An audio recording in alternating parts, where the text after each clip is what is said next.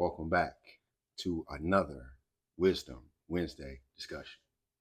As always, I am your guide, Science Inspire, generating, uplifting, inspiring, developing, and empowering you to live inspired every day, forever, because that's life. It's the fourth week in August, the final week, and we culminate this, as always, bringing it all together so that we can talk about how to heal. Yet this time, we're talking about generational healing. Our discussion is about love as legacy. And we are going to discuss how you begin to heal your generation. You are the catalyst for it all to change. As always, we're going to start with an affirmation. So today we affirm that I am the cycle breaker and the blessing bearer for my lineage. I am the cycle breaker and blessing bearer for my lineage. Our intent is to address ancestral trauma with love and transmute pain into power, preparing participants, you and I, to walk into the bridges between past wounds and future promises. We're always talking about moving from the past to the future, and we are present in that moment, pulling two spaces together. The outcome is for us to embody the healing that our lineage has been waiting for. We're consciously planting the seeds of love to echo across generations. This one hit me hard in preparation for this one. It's a lot that's coming together. It's a lot that we are talking about, that we're moving through, moving to. And so as we begin and we open, I want to talk about the inheritance of love and wounds, because those two things, they go together. We inherit both love, but we also have wounds. And in order to heal those wounds, we need that love. Our guiding quote is, your legacy is every life you've touched. Your legacy is every life you've touched. And that comes from who I call Mama Angelou, Maya Angelou. I call her Mama Angelou because she's been so close to me this last month or 2 months. It's been transformative for me. The guiding question prompts that we have, these are the questions that I want us to think about as we go through this discussion. And as we end, we also have questions that challenge us going forward. But I want us to keep these in mind as they guide us through this discussion. Where in your lineage do you see patterns that need healing? Where in your lineage do you see patterns that need healing? What silent inheritance, be it fear, lack, or silence, not wanting to say anything, not being able to say anything, have you carried that wasn't yours to bear? What silent inheritance have you carried that wasn't yours to bear? And lastly, how has love or lack of love shaped the generation before you? How has love or lack of it shaped the generation before you? Things we want to fracture in this discussion is that trauma is fate. There's nothing you can do about it. It's my fate. It's what I'm here to live with, and there's no way to change it. We want to fracture that, because the truth is that it's not fate. It's only a thread It's not the tapestry that you are here to live by. We get to choose how our life is going to be portrayed, how we or what we pass on to the next generation. It's like that Olympic torch. We're passing this on, but right now, in this present moment, we are fracturing this idea that has been passed to us that is trauma is our fate, and you got to deal with it. We're going to heal with it. Our life lens, we want to focus on this, is that living inspired every day, forever, means that we stand in sacred responsibility of being both the healer and the builder. You honor your roots while planting new seeds for those who come after us. We honor ourselves by planting new seeds for those who come after us to harvest. We are both healer and builder. Bob the Builder. Let's get into the main discussion, which is always our life principle. Our life principle is love as generational medicine.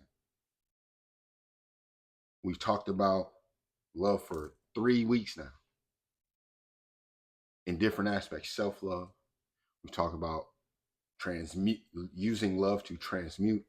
We've talked about using love to forgive. Now we talk about love as generational medicine, how we use it to heal. What generational curses really are. Do they even exist for real? Or is it just something that we've accepted? The core principle we're going to discuss in this conversation, in this discussion, revolves around our legacy. And as we just heard Mama Angelou say, that our legacy is every life you've touched. So I want us to understand that legacy is not just what you leave behind. We always look behind and we say, well, what legacy did you leave? It is also how we live daily. Your lineage begins when you honor the wounds without wearing. Living inspired every day forever. Yet the question is why does generational healing even matter? What is so important about generational healing anyway? When you think about where we are nowadays, we hear the word trauma a lot. Everybody has or is suffering from trauma, childhood trauma, generational curses, trauma from society. And yet we're always passing that on. It's the past that did it. I had no part in it, yet I'm living through it. The thing about that is trauma is passed down through silence,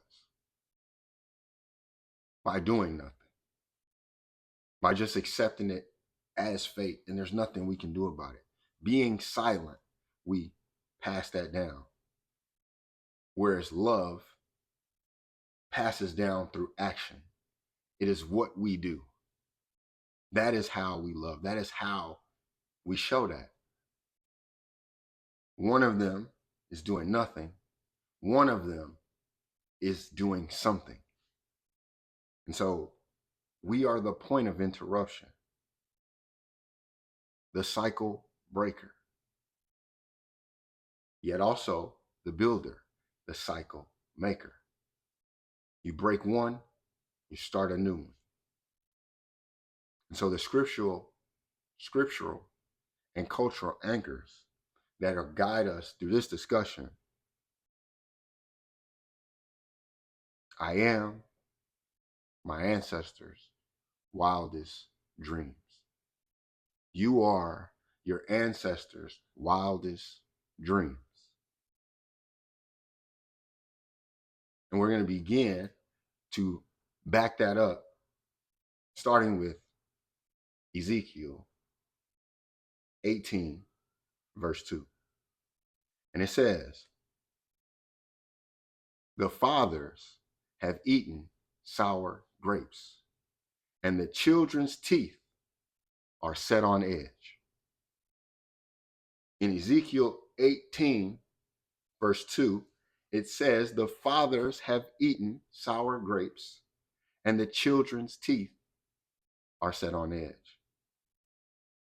This reminds us, this tells us how cycles can pass down until someone breaks them.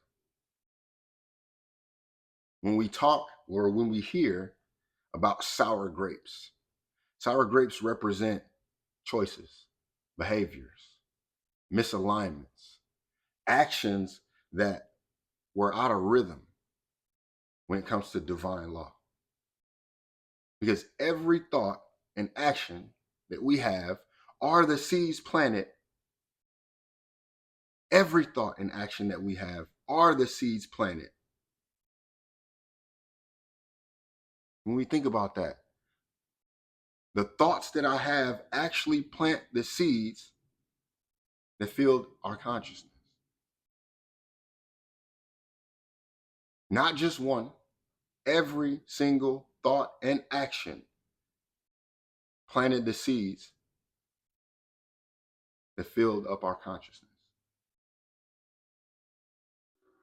So when we think about sour or bitterness, sour or bitter seeds as thoughts, that's fear. That can show up as hatred, greed, ignorance.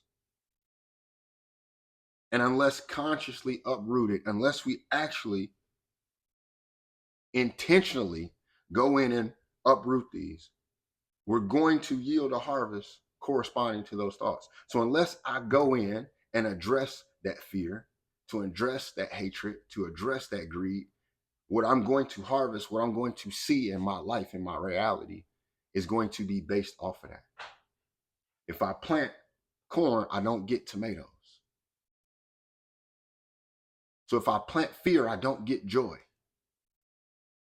If I plant pain, I don't get peace. If I plant greed, I don't get love.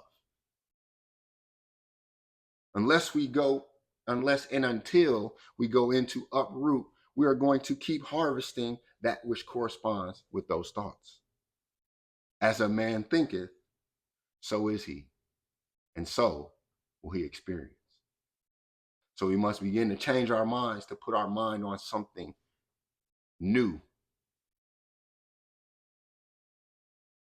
Yet it says, the fathers have eaten sour grapes. Fathers are our ancestors, the past. And they've eaten sour grapes, and now the children's teeth are set on edge. And the sour grapes representing the choices that they made, the bitter seeds of fear, hatred, greed, ignorance, etc. And so our teeth symbolize mental and emotional structures of perception, how we perceive our lives, how we perceive these things based off of those past experiences, which we've been told because I didn't experience what my grandparents, what my father, what my mother experienced. I only heard about it. I only read about it. They're not experiencing what I'm experiencing. And neither is my future. My children aren't experiencing what I experienced. They're going to hear about it. And so because of that structure of perception is how we begin to digest. So they are how we process or chew on our life experiences. When we hear teeth, be it the beliefs, the biases, the prejudice, the conditioned responses that we've been given, how we perceive that. What does it mean to be set on edge? If you've ever heard That loud noise set my teeth on edge. To be set on edge means to cause extreme irritation, unpleasant sensations, to experience a sharp, involuntary, unpleasant physical reaction. To set on edge means to cause extreme irritation, unpleasant sensation, to experience a sharp, involuntary, unpleasant physical reaction. It's automatic, reflexive. You didn't even know it. It just automatically felt like that. It was like a reflex almost. And when I hear about what my ancestors went through, hearing about past traumas associated with slavery and segregation, it causes an automatic reflective reflex, an unpleasant reaction within my body. That's passed down my ancestral line. I didn't go through that, but it's in me or it's on me. Sometimes it's hard to tell because the way I chew on that, the way I perceive that can make it as if it's happening to me right now. This describes the state of our generational conditioning. What we have been told, we have inherited an unchallenged framework of belief. I just accepted it. I never challenged it. It is what it is. The sour worldview of my predecessors. Because what they went through, because what they felt, I started to feel. Therefore, it became real in my reality. We are set on edge by the same triggers that affected my father, my grandfather, my great-grandfather, my grandmother, my mother, so on and so forth. The same fears that they held become my fears. They pass them down in our stories, in the way that they guide, they teach, they parent, they instruct. The same fears that they held become mine. They pass those on to me. Here, this is yours now. Don't do this. Watch out for that. This isn't to blame. This is to understand. Where did I get that from? Because when I go out into the world, I start to view this that way. I start to feel this that way. The same limiting beliefs or the stories that created the beliefs of lack, unworthiness, danger. I accepted those. They passed those on to me. These are all unchallenged. Because how could I challenge them? At a time when I got them, I was a child. This became my mentality. This became my world. It became everything I saw, everything I did was based off of that. The same patterns of dysfunction in relationships, with money, and in health. And I said it's in my DNA. There's nothing I can do about it. That would go against the universe itself. That goes against God itself. It makes little sense when you challenge it. When we accept it, of course, it makes complete sense because we haven't challenged it. We haven't questioned it. We haven't put it up to the fire or put it in the fire to see if it's going to hold up. The power is not in saying the problem, but in refuting it as immutable law. For it's not immutable law. For as we continue on in Ezekiel 18, verses 3 through 4, it says, "As I live, saith the Lord God, ye shall not have occasion," which is reason or cause, "any more." So as I live, saith the Lord God, ye shall not have occasion any more to use this proverb in Israel. Behold. I love every time I hear that, it just wakes me up. Behold, you're like, what? Imagine if you was just sitting there and saying, behold, behold, all souls are mine. As the soul of the Father, so also the soul of the Son is mine. The soul that sinneth, it shall die. And as I live, saith the Lord God, ye shall not have occasion any more. We are commanded in this to stop. Stop the story of victimhood.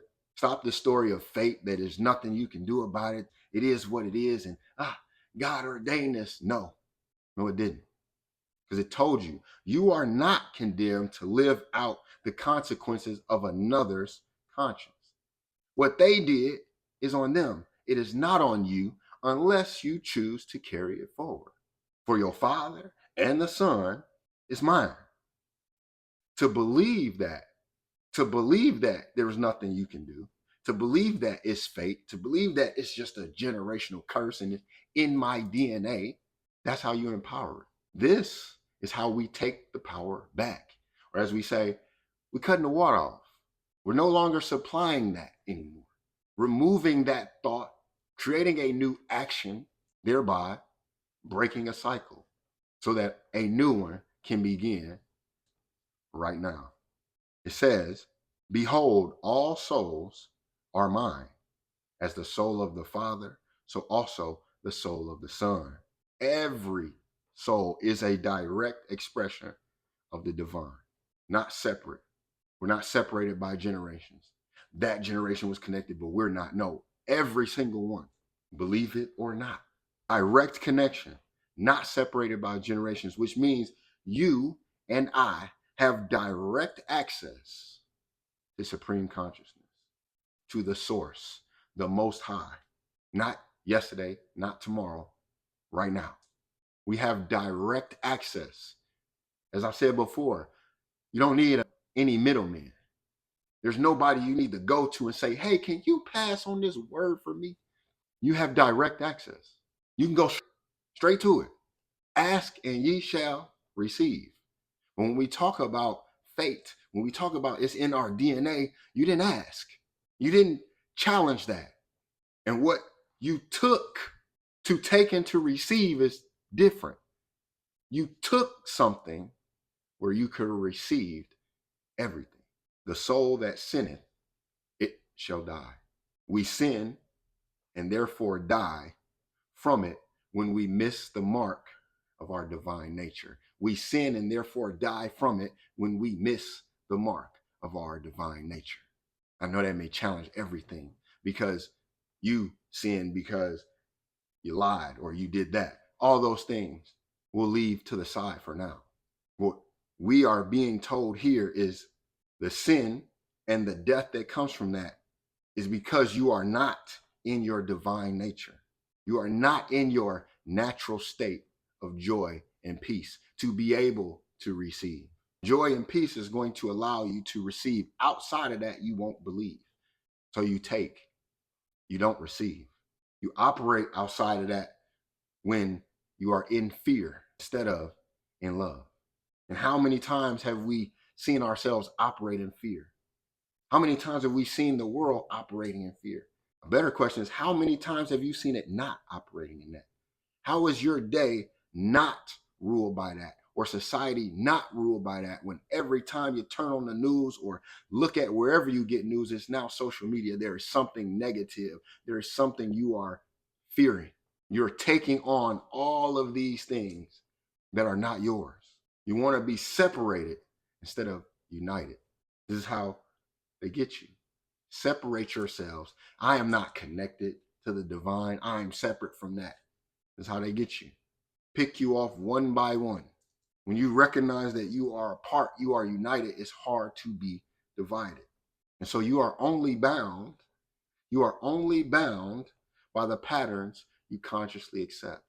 In other words, if you choose to perpetuate that, that's your choice. But that's why it's happening.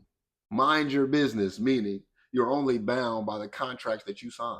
Just like in business, if you sign that contract, you're bound by it. If you didn't sign that contract, they cannot hold you to it.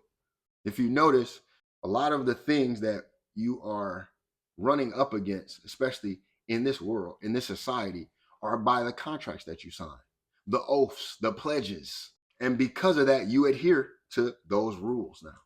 Yet if we are understanding that I don't operate by man-made law, then how is it that I am more aligned to follow that than divine law?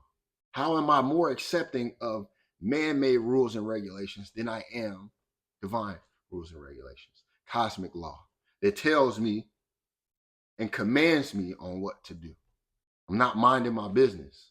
I'm signing contracts that I should never sign. Sign, sealed, delivered. It's yours. You signed it, it's sealed, and was delivered. And now your reality is showing that back to you. And you are saying, this is reality. This is real. And there's nothing I can do to change it. That's the contract you signed. The moment you said there is nothing I can do to change it. In your natural state, you see that there is everything that you can do.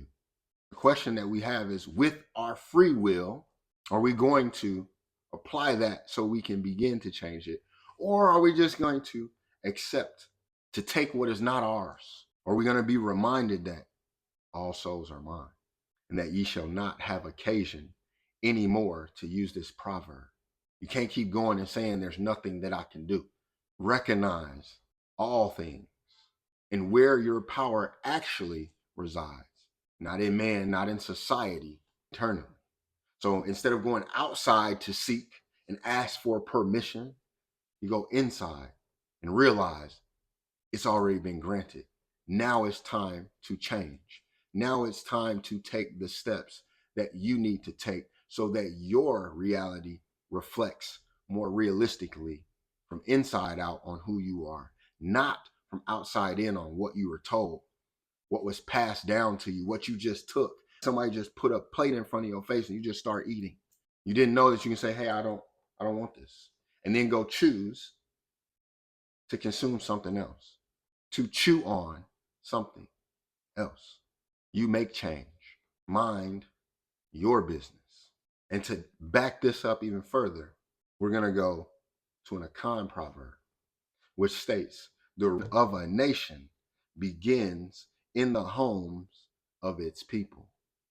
The ruin of a nation begins in the homes of its people. They talk about education starts in the home, not in school. Healing starts in the home, not in the hospital, not at the doctor. When you begin to heal at home, you heal abroad. In other words, you heal at home, you heal the collective. In other words, when I begin to heal myself, I can heal someone else. Yet if I'm not healed and I'm trying to go save the world, this is what causes the mass confusion. This is what perpetuates the fear and the pain, because I haven't gotten through it. So how can I tell you? How can I show you? Matter of fact, when we haven't been through it, we're more likely to try and tell you to convince you. When you actually been through it, I ain't got to tell you or convince you anything. I'm just going to show you. You don't believe me? Follow me. Come this way. Let me show you. I can't show you if I didn't go through it, if I have not done it. What I actually show you, what you perceive, is the trauma, is the hurt. And we continue to perpetuate that, to push that forward, to spread that. We're pushing fear and not peace. Lakota wisdom tells us we are the ancestors of future generations.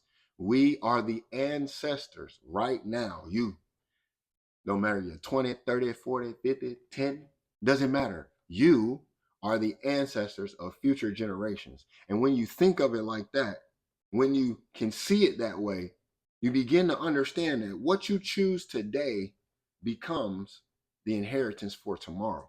So if I choose to change today, then tomorrow will have something different. If I choose to keep going and accept or take what's not mine, tomorrow won't have anything but what they're forced to take. So as the ancestors of the future generation, we choose today so that tomorrow inherits anew. And if it wasn't chosen before you, that's why they gave you all that they had to give. This is all I can give you. And in this moment, you can decide this ain't enough for me, or this is not what I want. So I'm going to leave that here, and we're going to choose something new. The term that I would like to introduce now, Sankofa. It means to return and fetch it. Sankofa means to look back. Through this, we look back and we reclaim what was lost or stolen. Not to dwell. You don't go back to get it so you can dwell in it and say, oh, this is, you go back to restore the wholeness for the future generation. Return and fetch it. Go back and get it because it's yours. You're just going to leave it there for somebody else. And as we move into our life action, we are talking about the leap that we are going to take for generational healing to happen. For we don't heal the past by staring at it. You're just going to sit there like this and look at it the whole time. You don't heal the past by staring at it. We heal it by taking a sacred leap. You got to act. You're going to take the leap into a new way of being. You're going to act on it and act like it. And so with this leap step, we locate, engage, anchor, and propel forward by listening, inviting, verifying, and expressing. And so what we want to locate is what specific generational pattern, be it silence, scarcity, anxiety, perfectionism, or what specific and existing generational pattern do I feel called to address? This is where we get personal. This is for you. And then you ask, where did I learn it? Where did I learn that perfectionism? Where did I learn the silence? Where did I learn the scarcity, the anxiety, the fear, the doubt, the uncertainty? And then you listen to the whisper. You listen to the whisper of your lineage. What stories, habits, fears have been passed down? You are going to locate, then we are going to listen. Once you hear it, we're going to engage. Your next step then is to engage. You engage this pattern. You're going to engage by stating that this pattern, identifying that whatever it was used for survival. And I honor that. I honor that. You needed it then for survival. Right now, we choose thrival. We choose to thrive off of what we needed to survive. We're going to take that, transmute it. Now we're going to thrive off of it. We are going to transform this energy of blank into blank. So whatever that you found, the specific generational pattern, whatever you identify, you're going to transform that into something new. For example, it could be that silence is now transformed into sacred communication. I'm no longer going to be silent. I'm going to learn to communicate. I'm going to learn to express. I'm going to learn how to talk through things. Or maybe you're going to transmute that lack, the idea of lack that you didn't have, you don't have, into divine abundance that I've always had, and I do have, and I will continue to have. And then you're going to invite a new healing truth to replace the old. Out with the old, in with the new. We're getting rid of that old life, and we are now living this renewed life where we live inspired every day forever. So we have to invite in a new healing truth to replace that old one. The old narrative is gone.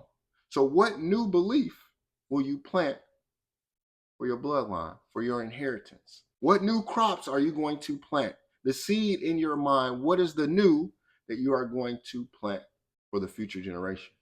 And then we anchor down. And I anchor this new truth somatically into our bodies. And we're actually going to do this right here. We're going to place a hand on your heart, on your womb, the root, wherever that trauma, that pain resides. You're going to breathe. And every time I say this, I hear the doubt. Breathe. What is breathing going to do?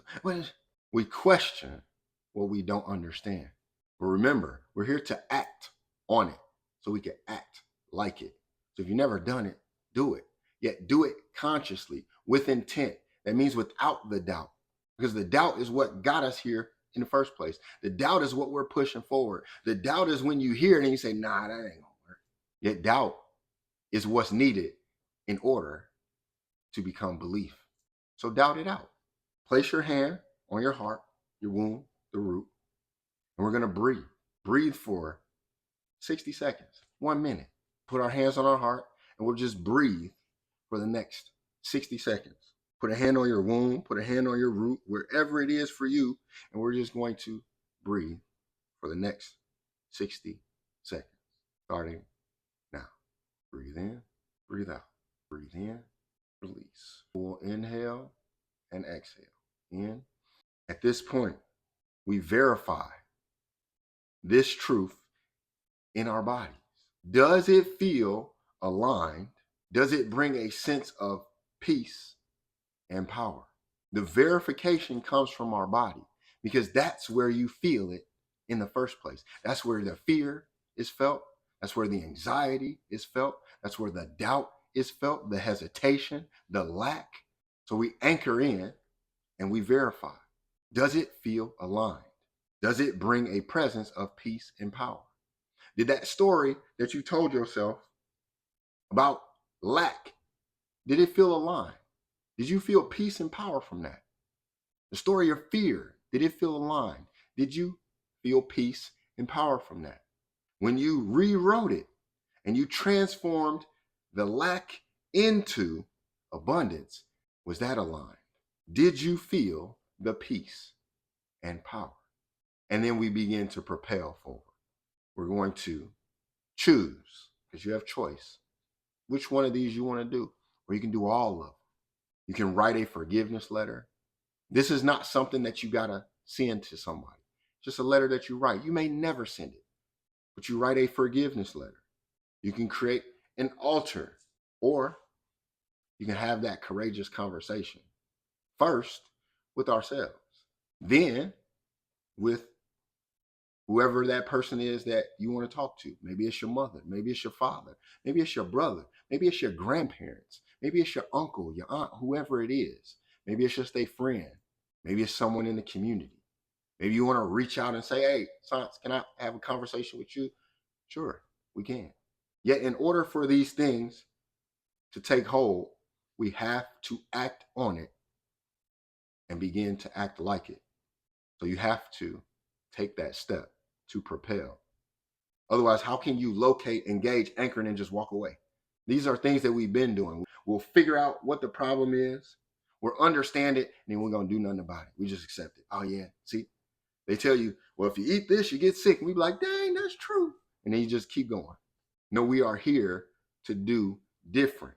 And so as we propel, we begin to express this healing through that tangible act, putting love in action.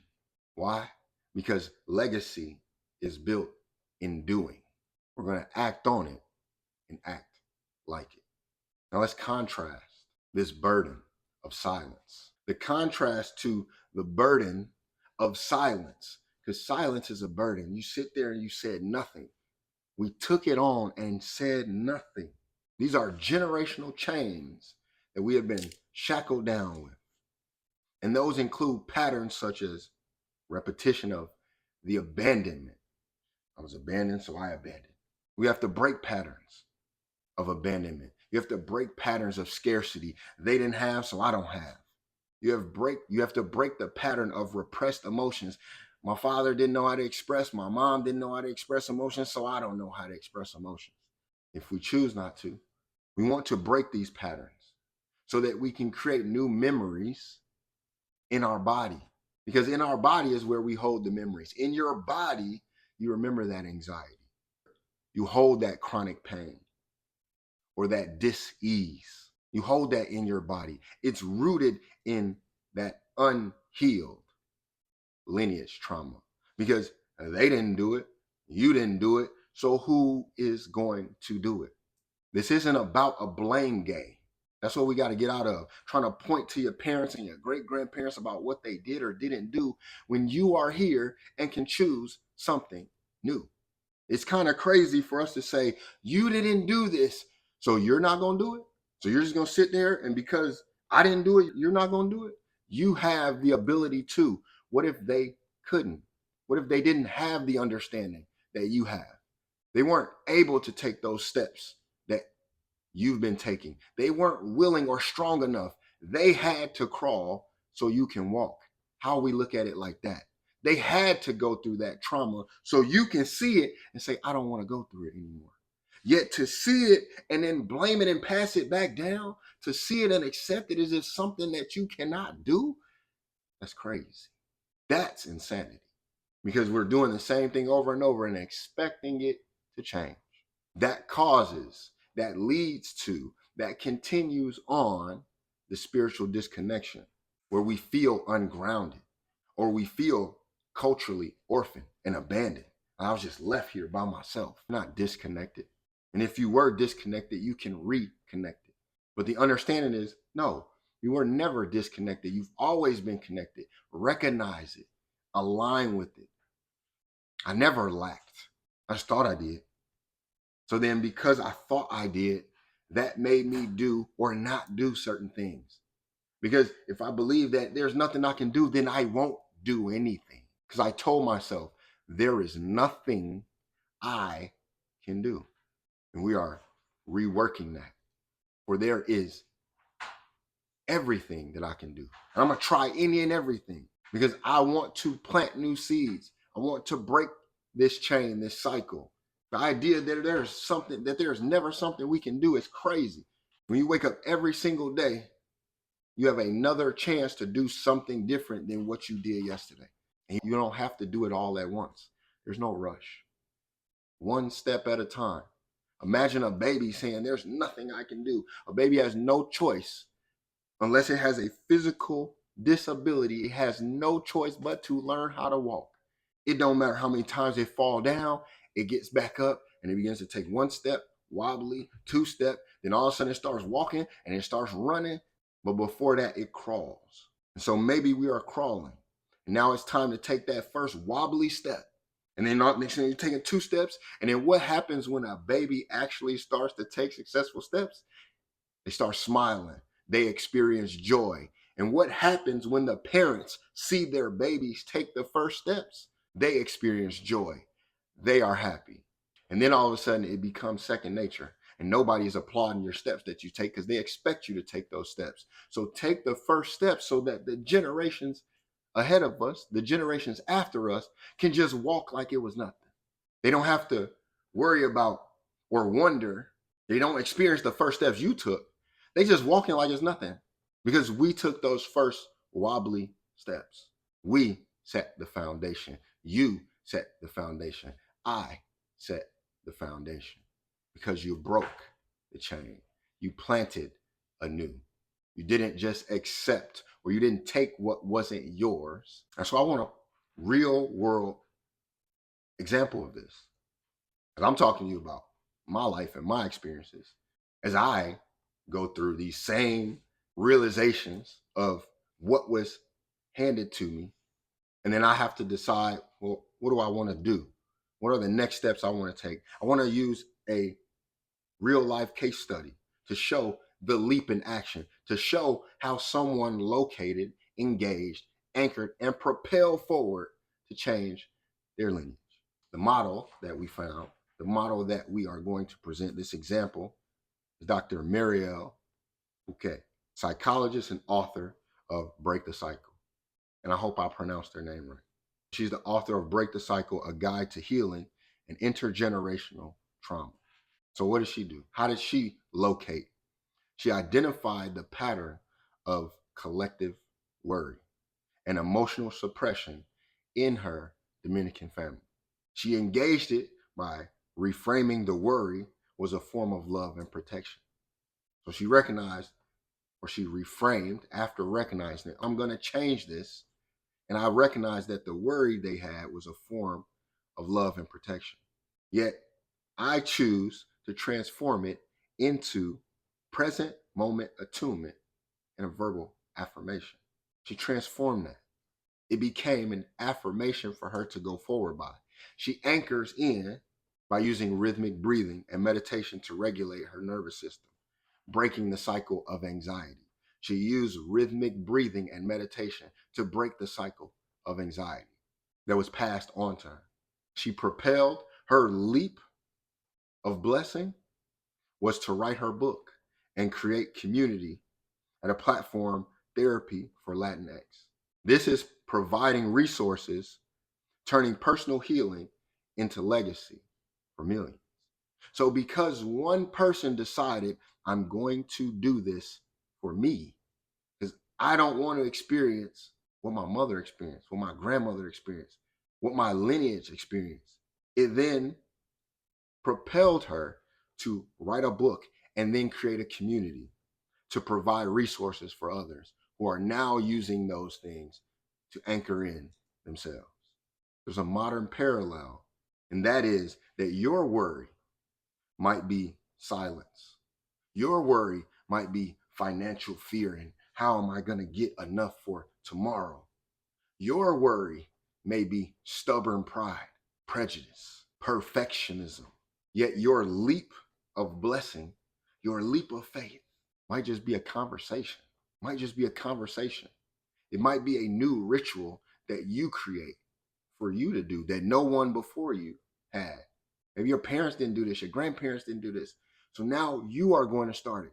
I don't know if I never saw my mother, my grandmother, or anybody, to be honest, do meditation or breath work. Yet I saw the anxiety, I saw the fear, I saw the pain. So the moment that I chose to do something different, that was unheard of. Where you get that from? What is this? And the reason why we're doing that is to leap forward, to change. And if you're not there personally, maybe your leap is just committing to therapy, committing to talking with somebody about what you're going through so that you can get the resources, the tools that you need to succeed. Out with the old, in with the new. So now as we close this out, these are our reflection Q&A. These are the questions we want to reflect on as we move forward. We had in the beginning the questions that prompted this discussion that we wanted to think about as we go through, as you move through that trauma, that generation, your lineage, got the flashlight where you're looking. Now these are what we're going to reflect on as we move forward. Number one, what curse are you ready to break into a blessing? Give me a break. Give me a break. What curse are you ready to break into a blessing? Number two, uno, dos, y, ar. What legacy are you unconsciously repeating? Unconsciously repeating, and which will you consciously rewrite? So which legacy are you unconsciously repeating? You're just doing it. Now you are going to consciously rewrite that. Number three, uno, dos, tres, y, ar. Sir, what legacy of love will you consciously build for those who come after you? What legacy are you going to consciously build for those who come behind you? And in closing, our challenge and charge is to share one legacy shift you are committed to with a trusted person or with the community. One legacy shift you are committed, you're going to share that with one, just one. Or if you want to share it with multiple, that's your choice. But we're taking one step at a time. And final wisdom, two quotes that I want to leave you with. One comes from Rumi. It says, the wound is the place where the light enters you. It's the window to your soul. And also, let your life be your message. Let your life be your message. That is from Mahatma Gandhi.